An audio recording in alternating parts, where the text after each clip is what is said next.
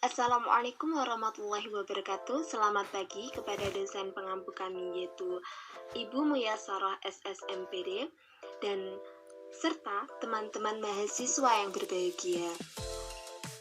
Berikut adalah video presentasi dari kelompok 7 yang menjelaskan tentang pendekatan objektif, mimetik, pragmatik, dan ekspresif. Sebelumnya, perkenalkan kami dari kelompok 7.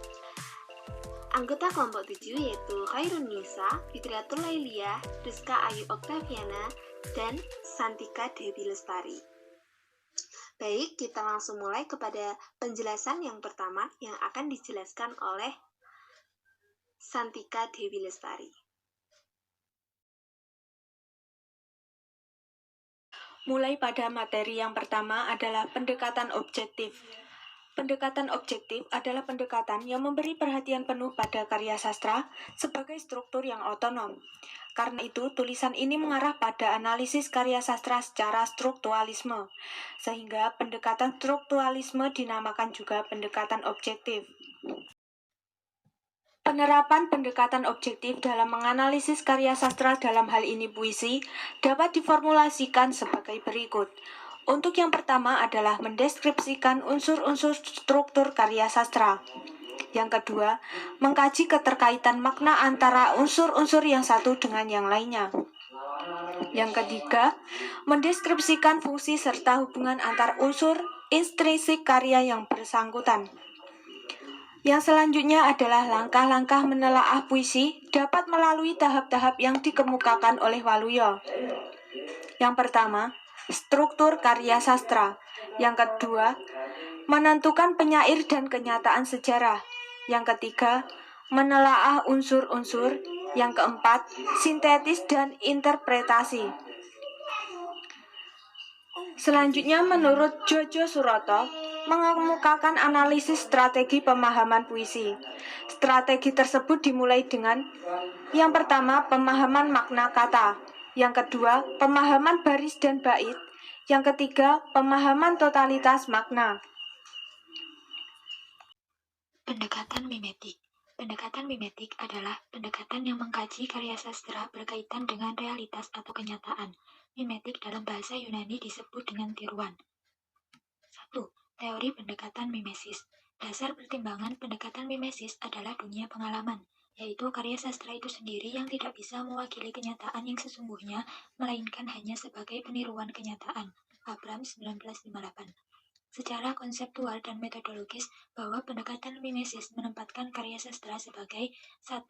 Produk peniruan kenyataan yang diwujudkan secara dinamis. 2. Representasi kenyataan semesta secara fiksional. 3. Produk dinamis yang kenyataan di dalamnya tidak dapat dihadirkan dalam cakupan yang ideal. 4. Produk imajinasi yang utama dengan kesadaran tertinggi atas kenyataan. 2. Konsep sosial. Konsep sosial adalah berkenaan dengan masyarakat. Anton Moelino 1999. Jadi aspek sosial dapat diartikan sebagai penginterpretasian terhadap situasi atau pertimbangan berdasarkan sudut pandang masyarakat. Aspek sosial merupakan sesuatu yang memperhitungkan nilai penting antara sastra dan masyarakat, sehingga untuk memahami permasalahan dalam suatu karya sastra akan berhubungan dengan realitas sosial yang terdapat dalam masyarakat. Pendekatan pragmatik.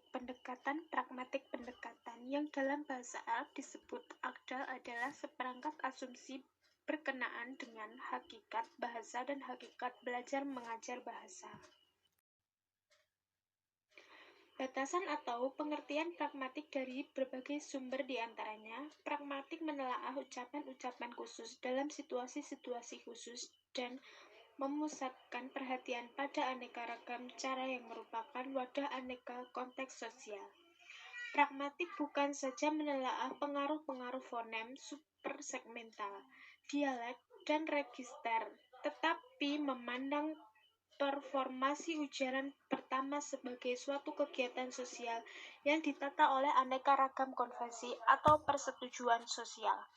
Pragmatik atau semantik behavioral menelaah keseluruhan perilaku insan, terutama dalam hubungan dengan tanda-tanda dan lambang-lambang. Pragmatik merupakan perhatian pada Cara instan berperilaku dalam keseluruhan situasi pemberian dan penerimaan tanda.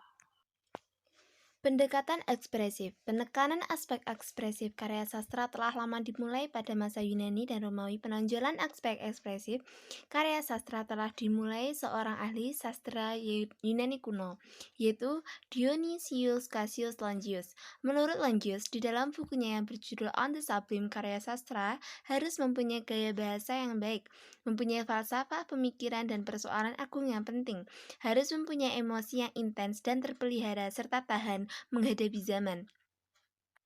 Kenyataan ini menyebabkan pengarang mesti punya konsep yang jelas dan jauh dari kebimbangan-kebimbangan yang melanda dirinya. Hakikat pendekatan ekspresif. Pendekatan ekspresif adalah suatu pendekatan yang berusaha menemukan unsur-unsur yang mengacu emosi atau perasaan pembaca, atau pendekatan yang menitik beratkan perhatian kepada upaya pengarang atau penyair mengekspresikan ide-idenya ke dalam karya sastra. Langkah-langkah penerapan pendekatan ekspresif. Karena pendekatan ini merupakan pendekatan yang mengaitkan sebuah karya sastra dengan pengarangnya, maka ada beberapa langkah yang baiknya diterapkan, yaitu dalam menerapkan pendekatan ekspresif, seorang kritikus harus mengenali biografi pengarang, penafsiran pemahaman, unsur dalam karya sastra, seperti tema, gaya bahasa, diksi, citraan, dan sebagainya. Langkah terakhir yaitu mengaitkan hasil penafsiran dengan berdasarkan tinjau psikologis atau kejiwaan pengarang. Asumsi dasar penelitian suatu kejiwaan dan pemikiran pengarang akan berada dalam setengah sadar. Setelah jelas baru dituangkan dalam kebentuk secara sadar atau konsisius. Terima kasih, berikutlah. Itu tadi presentasi dari kelompok kami. Jika ada salah kata atau penafsiran, mohon maaf yang sebesar-besarnya. Wassalamualaikum warahmatullahi wabarakatuh.